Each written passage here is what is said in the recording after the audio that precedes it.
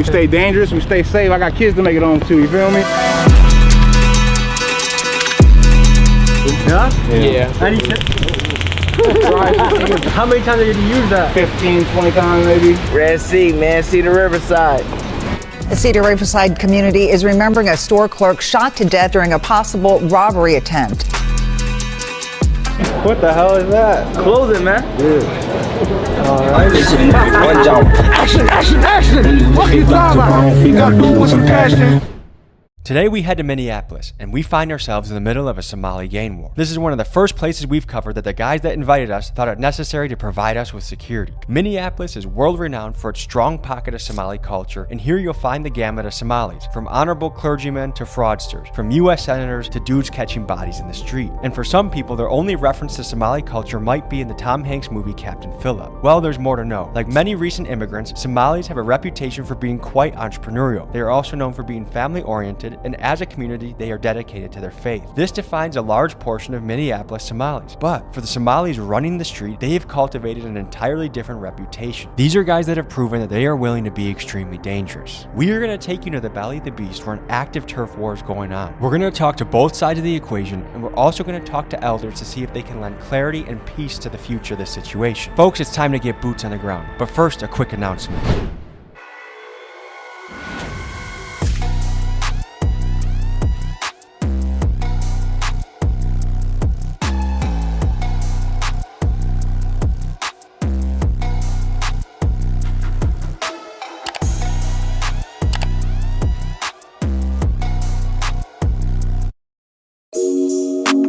For a long time, people have been requesting for us to go check out the Somalis in Minneapolis. Anytime you look these guys up, there's these gigantic gang wars and beefs and the highs and the lows and this guy versus that guy. To be honest, I don't know much about the Somali culture other than that there's been some real internal conflict and civil war within the country. We're just not safe. Not many economic opportunities, as well as the Tom Hanks movie, I'm the Captain Now. Look at me. Sure. I'm the captain now. We're meeting a bounty hunter slash security guard. You guys know we don't go anywhere with security. We don't have an aggressive approach. I just don't feel the need for having security. But they thought it was necessary. What's up, brother? What's your name? Token. Token? Pleasure to meet you. Pleasure to meet you, man. What's it like being a bounty hunter in Minnesota? It can get wild, man. A lot of people tend to want to miss court on us, and when you miss court, it's a big bag we're about to lose. We gotta get on that ass. I don't like putting people in jail. I became a bondsman to get my homies out of the jam, you feel me? Yeah. A lot of times I gotta write bonds for people I don't know, and those guys don't go to court, and that's when I gotta become the bounty hunter. Gotta vest up, go kick some doors in. This is the first time we've actually gone anywhere with security. Oh, okay. Is it that necessary around here? For G-Money, yeah. G-Money is a controversial Minneapolis drill rapper that sounds like this. I'm too precise, I tap the button. Come on, watch me dress the crowd. Them niggas always gonna be mad. They know that little bro walked them down. Got a glizzy poke right through my sweater. My little brother hide as hell. He doing drills while on the tether. Frontline in the trenches, you can't tell us about this war. Niggas post. And while many in the city rock with him, the word around town is he has a lot of enemies, which makes him a dangerous man to be around, and hence the security. What this summer looks like so far? It's been relatively quiet compared to the last couple summers, because when George Floyd happened, shit flared up like a motherfucker.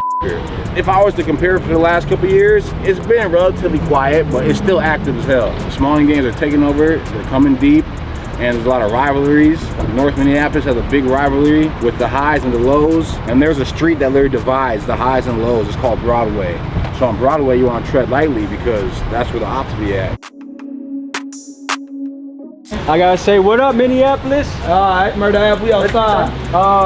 Why do you call it Murderapolis? It looks friendly around here. It's friendly for some people, and it gets dirty for some people. There's size, you know what I mean? You might see shit popping off, you might not see shit popping off, I ain't gonna lie. How have things been lately? Ever since this year started, other than that, the cop getting killed and all that shit, About that, yeah, it's been good. Was it a Somali cop? No, it was a black cop. Who shot you? Are there victims inside? when Officer Jamal Mitchell rolled up to the scene of Blaisdell Avenue and found 2 people injured in the street. When Officer Jamal Mitchell asked Muhammad whether or not he was okay, that is when Muhammad pulled out a handgun and started shooting at Officer Mitchell. I had a warrant on that dude who shot the black cop. I was actively looking for the guy, Mustafa Muhammad. What was the community's reaction to the cop dying? Oh, crazy. That's been the 3rd cop shooting in Minneapolis, Minnesota area in like the last 3 months. Because George Floyd happened here, is it hard to support police? Like, are people scared to be vocally supportive? 100%. Even when the cop is in the right? 100%. Do you feel like the pendulum needs to swing back a little bit? I don't well. You know what I mean? Before George Floyd, you know what I mean? And after George Floyd, it just made it worse for them. You know what I mean? Yeah. They need to turn this into a stand your ground state. Moms getting carjacked. Carjackings are up through the roof right now. A congresswoman got jacked in her own driveway. Yes. She was a defund the police person, right? Yes, she was. Let's roll the tape on what happened to this lady. Perhaps no story encapsulates the chaos Minneapolis is experiencing than the story of Shivanti Shanana, a local Democratic Party leader. She was with her kids when a group of teens attacked her in her own driveway and threatened her with guns. She took to social media after to express her outrage and said the following: "We need to get illegal guns off our streets and catch these young people who are running wild, creating chaos across our city." Public service announcement. If you think it's gangsta beating up a woman in front of her own children, you are an absolute bitch and nobody respects you. The twist to this story is this same lady, Shivanti, was earlier calling for the Minneapolis police to be abolished. I wonder if her views have changed since this attack. Imagine she had a gun on her. She would have went to jail too. Am I allowed to ask what that is? Oh, it's just a taser. X26, right? Police edition. Yep. I'll show them. What's the legality on that? Perfectly legal. Yeah? Yeah. Any You can dry stun. You gotta pop that top off. Take that top off. And if someone's resisting, you dry stun them. Yeah. How many times did you use that? Yeah. Off the record, allegedly. 15, 20 times maybe. Well, it sounds like we're protected. On that note, let's go to the next spot. I feel like a goddamn Somalian president right now. We're rolling in a nice convoy. We got a car up front, car in back with protection. You gotta stay safe, man. That's legal in Minneapolis? Oh, I mean, when you got your permit to carry. Yeah. My golly. We ain't playing around. We stay dangerous, we stay safe. I got kids to make it home too, you feel me? Outside, it was raining cats and dogs, so we decided it'd be a good idea to head up to the studio and meet with the crew as the G-Money entourage was assembling. Guy that we're supposed to be meeting, one of them is a guy named G-Money, right? Has he ever been on time to anything that you've done with him?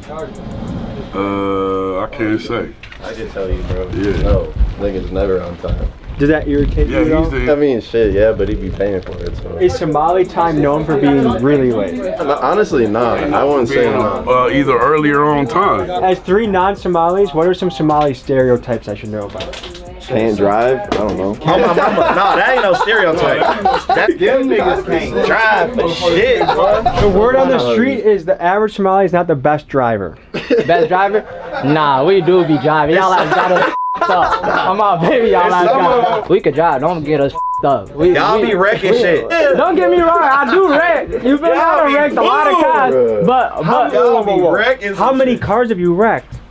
He up there. I'm He up there. I done went to Cali, wrecked the car, got another car, wrecked it again. You wrecked 4 cars? 4 cars in front of me. And you think you're a good driver. I don't know how much. You're the reason insurance is high in the area. No, the only reason why I be wrecking cars because I be high as hell off drugs and I just be driving, nodding off and shit like that. I made it. This has G Money, and that's your name too. Okay, so it's like that's like a gangster name tag right there. Would you consider yourself Muslim? Yeah. How does it work being Muslim and also kind of doing street shit and kind of doing smoking drugs and stuff? It teaches that nobody perfect. You can make mistakes. You feel me? And we just a regular person. Nobody perfect. Nobody perfect. Even Christians, certain things they not supposed to do and they still do it. So everybody will assume that just because you Muslim, you gotta straight be behind the books. But it all depends. Yeah. I don't encourage nobody to do anything I do. You know what I mean? It's just the lifestyle we live and certain things. Man, them niggas lying. They late to their own interview, man. There was so much smoke accumulating in the studio that I felt like Wiz Khalifa. So we decided to get out of there, get some fresh air, and post up near the train tracks with G Money so we could get to know him a little better. Do I seem high as shit? I'm not high as shit, but do I? Okay. We have a lot of factors working against us right now. We have, it's raining, there's beef. We have a little bit of that Minneapolis medical in the air.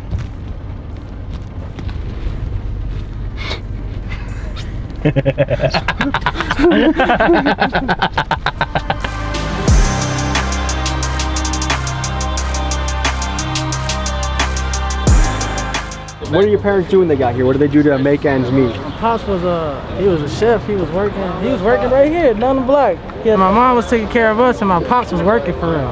Is he still around? Nah, my pops died. Sorry to hear that, man. How old were you when that happened? I was about 15. My dad played a big part in my life, so. Yep. Was it about the same time you hopped off the porch? Nah, I hopped off the porch when I was 13. Okay. That's when I caught my first juvenile case, man. I was like, I had to do 2 years in juvenile. What'd you get caught for? There's 16 robberies in 2 hours. What? Some dumb ass shit. What did you rob? Yeah, we were just robbing everything moving, man. What did your parents think about you hopping into the street? Man, they didn't like that shit. Because they escaped Civil War, right? Yeah. And you came here and chose a life of war. Why? I ain't chose the life of war. The life of war kind of chose me. What are your hopes for the future, G-Man? Man, I want to make the city a better place one day. You do? Yeah. How do you want to do that? I help the community now. I just don't show it. Do you feel like the community thinks you help the community? Yeah. Certain people. Do you think kids look up to you? Hell yes, a lot of kids look up to me. What is that like? I try to spread a positive message sometimes, but they get such a negative message off my music sometimes, and they take it the wrong way and think they can. Is there an example of something someone took the wrong way? Like, I got little kids be sending me like little Kia boys, Minneapolis Kia boys be sending me, hey, Craig, come here. You look like a ninja, like you're ready to go on top of a building or something. He said what? This one made my name G-Money right here. Oh yeah, this my baby, man. Come on now. One of the biggest, man. G-Money, we had to switch it up, man. Yeah, one-on-one. There's only one G-Money out here. Don't cap, bro. Y'all can't do no replicating what we doing. No doubt. One of none. Run up, get done. We're going to K Block, the other Somali side, and we'll see you there.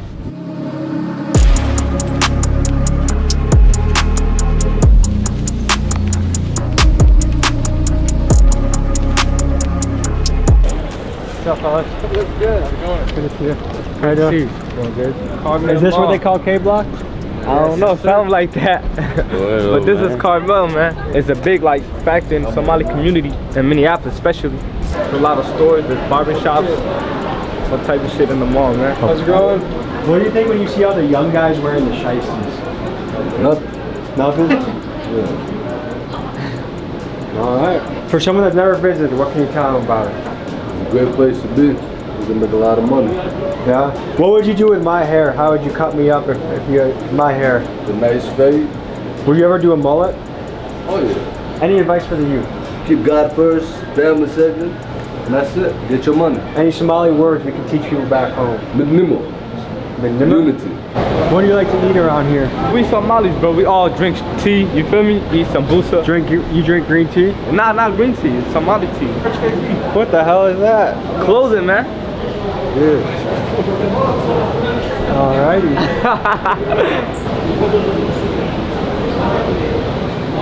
For anyone that's doubting the power of rap music to influence, it looks like New York in here. You guys ever see a New York drill music before? This looks like a New York drill music video right now. You think so? What do you do day to day? Make money, try to survive, do good. You feel me?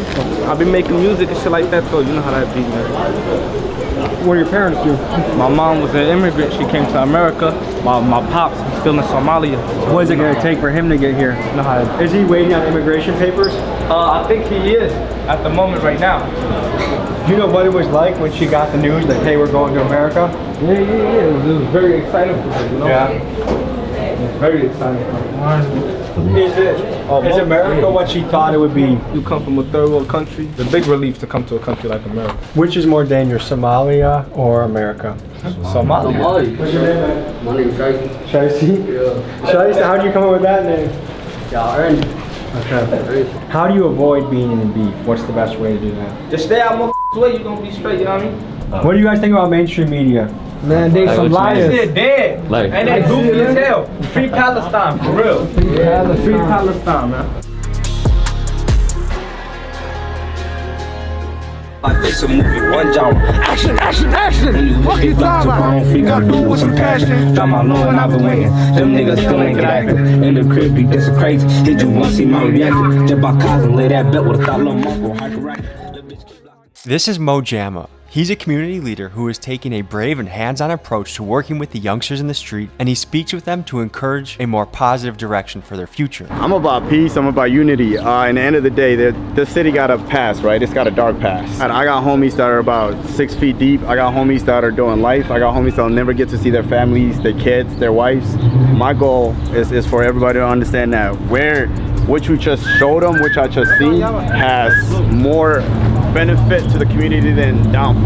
I see a lot of youngers. Why aren't they chasing that? These young guys are chasing that. Some of them got, some of them got different ideas. Go ahead. And it be hard to chase that when you feel me, when you in a bad predicament. You know what I'm saying? Does living this lifestyle though make the predicament worse? It could make the predicament worse. It will make the predicament worse. But hey, you never know. You might hit that move that changed your life. You really never know. But at the same time, it's like it ain't even about all that for real. It's like what you worry about getting a job and then you gotta wait 2 weeks for a paycheck when your mom rent due. Some of the shit that they're trying to write that happened before them, I was in there, I seen it. That's not what we're promoting though. That's definitely not what we're promoting. If we can't be a unity, if you can't see how much benefit that what they just showed you brings into this community, then you're looking for the wrong thing. That's definitely what you feel like people don't value the Somali impact on the community? It's not that they don't value the Somali impact. They don't value what the youth brings. That's the issue. I just had a meeting at a park unity that was going on. What that was about was an event that happened 4th of July last year, right? So that whole shenanigans, instead of seeing it as a youth issue, they try to paint it as a Somali youth issue, where individuals that have that 1% income decided to turn on the community and wanted to say, oh, the Somali community is doing this and the third, they can't control their kids. That's not the picture. That's not what it is. They definitely could be beneficial. They could add more value to it. There's young men sitting here that want to add more values, that want to right the wrongs, that want to do good. Because the youth can really change things. They can change things for the better or for the worse. These guys are the future. They are. They definitely are. Us thing ain't never gonna make things more. If it looks like my eyes were darting around during this interview, they were. I had guys behind me with duffel bags with semi-automatic rifles, 20 kids with shiesties moving in and out. It was kind of a chaotic scene. I ain't really too much worried about changing the world. I'm trying to make some money. That's life, bro. And you can't control what the next man doing. You know what I mean? True. You can't do that whatsoever. And then at the same time, you gotta think about this shit like, what you gonna worry about changing the world? Life ain't sweet. You don't see what's happening in Palestine right now? In Gaza? In Gaza, don't nobody talk about none of that shit though. There's real children getting killed every day. That's big facts. And I agree with exactly what he's saying. If you want to change things, you start from where you're at. The ground that you're standing on. I'm gonna change everything for myself in life. And then you can change everything for everyone around you. Every individual. If I get on, everybody here gonna be on. That's for big life. Facts, big facts, big facts. You're not lying. They fend for each other. They feed each other. What's your plan to change your life and send it in a great direction? Man, some money, open up some businesses, feed my people. But you know, when you grow up in the predicament I grew up in, you don't really have too much of a plan, you feel me? In this community, we about getting money, pushing positivity. We are Muslim, as you can see what I'm saying? We are brothers over here. So, you know, it ain't nothing about no negativity, gang beef. It ain't nothing about, do drugs, pop pills, none of that. You see what I'm saying? We're gonna bounce out of this area, but can we walk with you and ask you some questions? Of course. My bro stay with me though.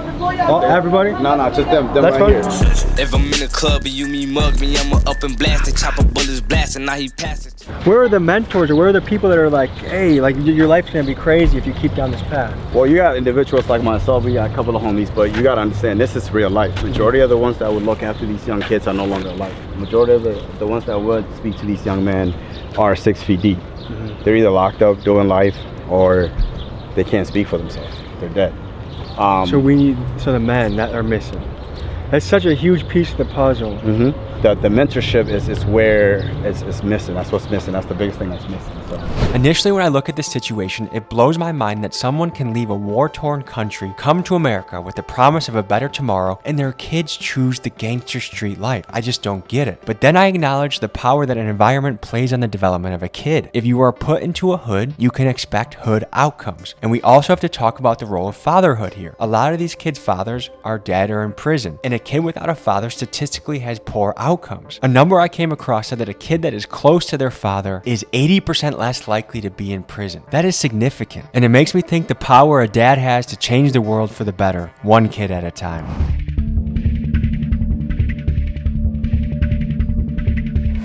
So today, I feel like we didn't get to really meet G-Money, and a lot of this happens, I feel like with gangster guys, it's hard to meet them unless they're one-on-one or in a small group. Especially the more the guys, it feels like the less they're gonna be willing to share about themselves. G-Money's actually gonna meet us in a parking garage. We had the same feeling.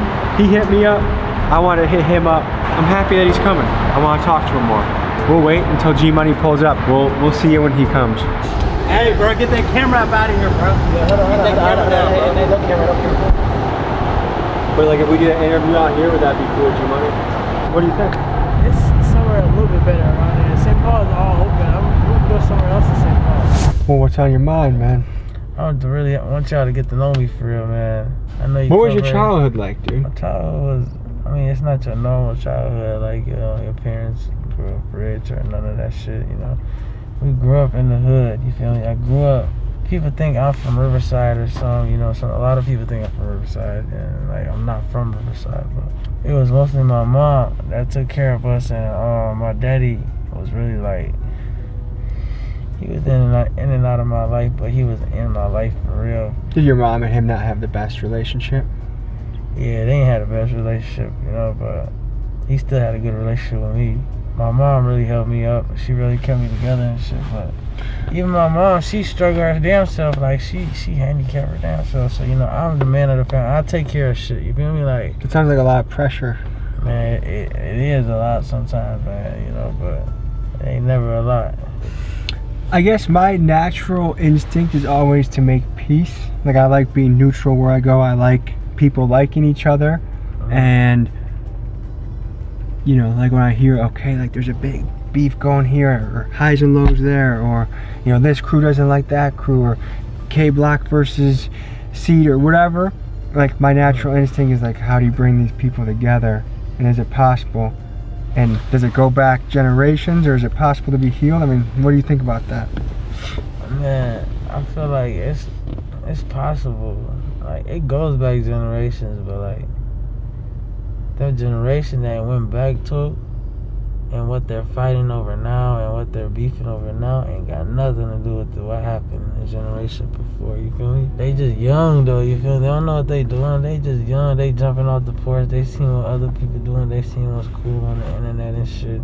And they don't even know what they in this shit for. They ready to crash out over shit they don't know nothing about. Like, they just got in this shit, don't know a damn thing about this shit. Like, what do you think the attraction is to a kid to join the gang or to be in the streets and hop off the porch, so to speak?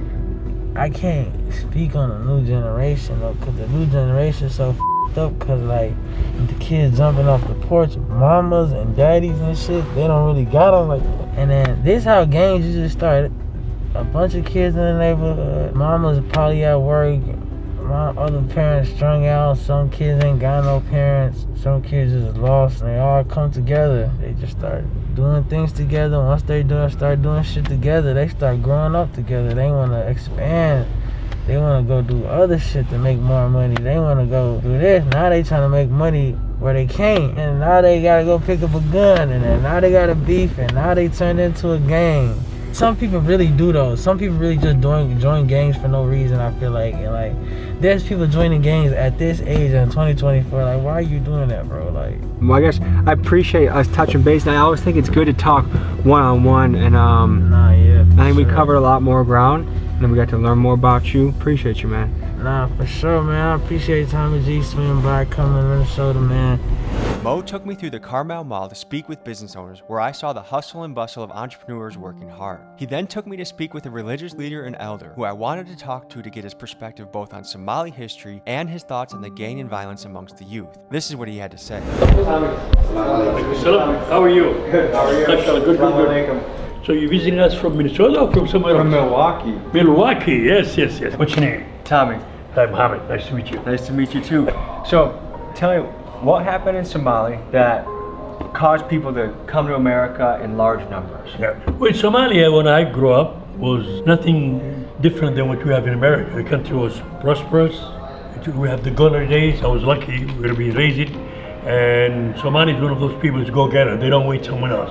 Even when the Europeans came to colonize, they didn't accept that nonsense. They fought. What really happened in the country that made the unrest happen, that made a lot of people immigrate and want to leave? Yeah. So what happened was the military became so corrupted, and things were really, not only the military, everybody in the government thing. And the people uprised finally. And the worst part was that the military regime started, fighting with its own people rather than, resolving the political problems. It started like certain, like the central regions, and then eventually the worst was what happened to Somaliland part called now. The dictator and the military regime, how are we going to change? There wasn't such plan. So what happened is finally, like fighting among themselves and things were getting, the civil wars, and one side didn't win. So that's the thing. So unfortunately, that caused problem after problem.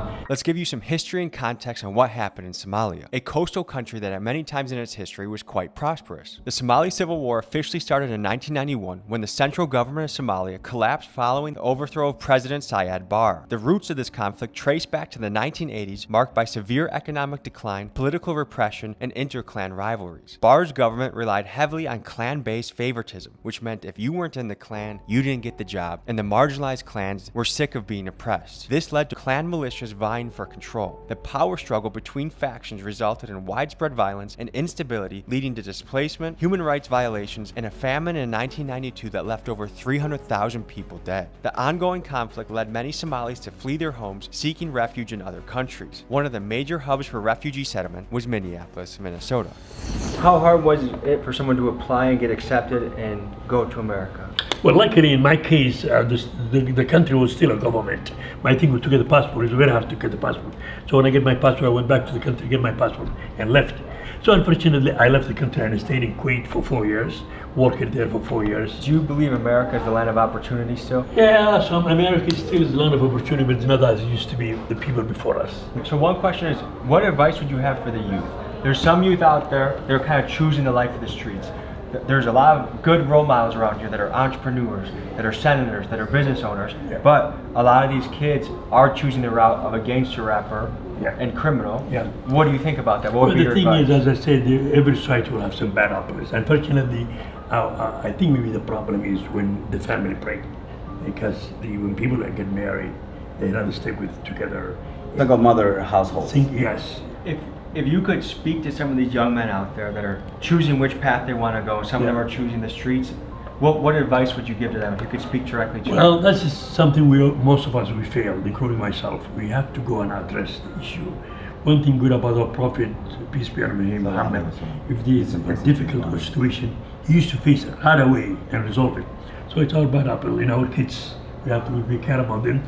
So if I'm working with my own kids, and they fell on the ground, I'm not going to say, oh, they fell. No, same thing with these people. They fell with their life and doing bad things. We have to address them.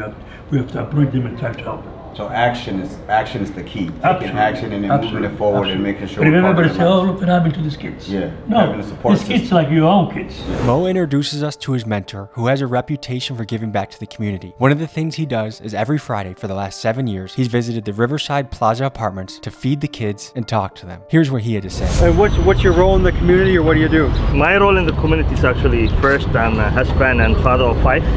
Congratulations. Yeah, thank you. So that's my first responsibility, but also professionally I work for the city of Minneapolis.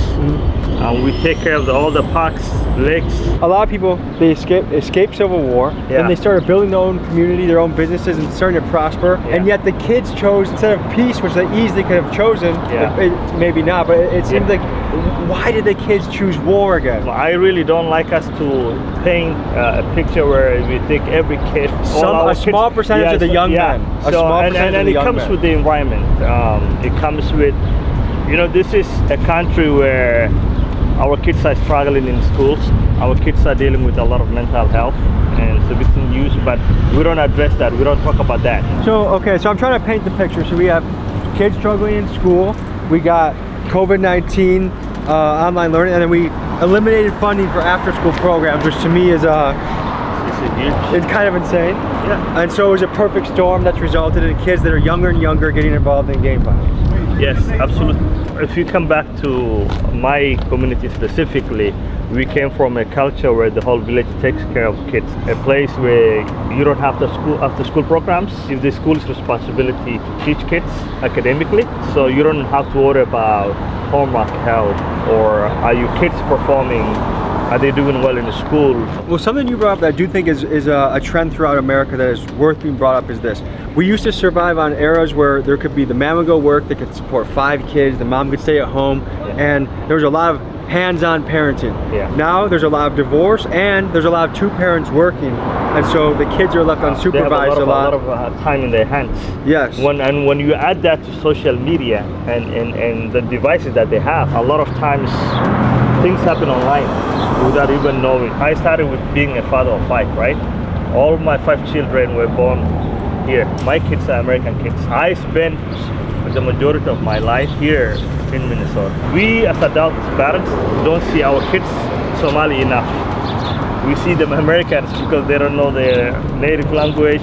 They rather eat McDonald's than eat Somali food, right? It's like pulled between 2 worlds. Yes, almost. and then I think that's a great point because belonging is one of the most important things a kid can feel. Yes. And if a kid is feeling not American enough, or not Somali enough, or not black enough, or not Muslim enough, then they're lost. And when you're lost, you do things that to try and find yourself. If you could talk directly to these kids, what advice would you give them? This is what I tell my kids. Always ask for help before it's too late. And then you have to know that there's people that care about you, people who are very passionate about mentoring you, giving you an opportunity, and even when you're struggling, people who just want to listen. There's a lot of people that care about you. At the end of the day, you are our future. We love you and we care about you. That's a great ending message. Yes, I thank you for what you do. Thank you. Thank you, brother. Yes, thank you for what you do. Yes, sir. I had a great time checking this out. I appreciate you guys tuning in. We'll see you next week. Peace.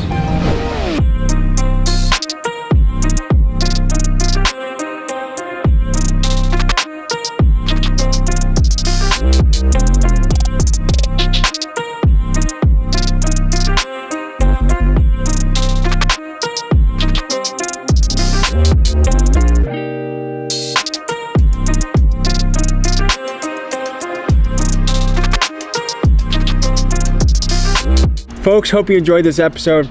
You want to watch another? Here. You want to subscribe? Over here. See you next week.